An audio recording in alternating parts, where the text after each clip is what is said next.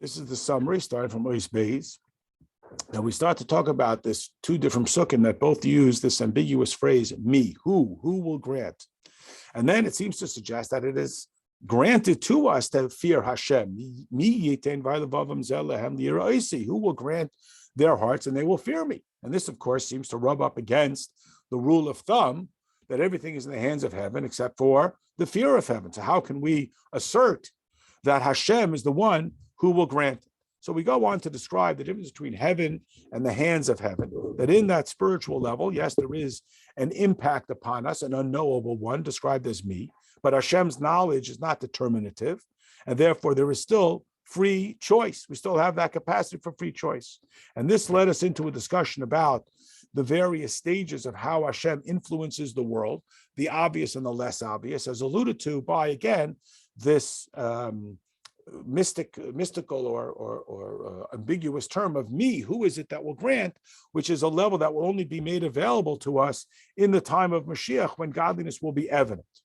We then went on to talk about why Torah was given on Har Sinai, and we explained that other mountains campaigned for the Torah to be given on them, but they presented their case based on their virtue, and Torah is primarily about bittul. Why then is Torah given on a mountain at all? Why not on a plain? Because without a certain sense of self, we would not have the courage to advance ourselves in the service of Hashem. We would think, who am I that I should do a mitzvah? Then we went on to describe the opening line of the Aseres HaDibros, where Hashem spoke to Moshe all these words, and then began the Aseres HaDibros, which the Alter Rebbe asks the question, what is the value of this introductory phrase, quote, all these words? Why can't it just be Hashem said, Anochi Hashem Elokecha? And so we went on to describe that these are the revelation, much like we find in the book of Dvarim, that begins with Eila HaDvarim.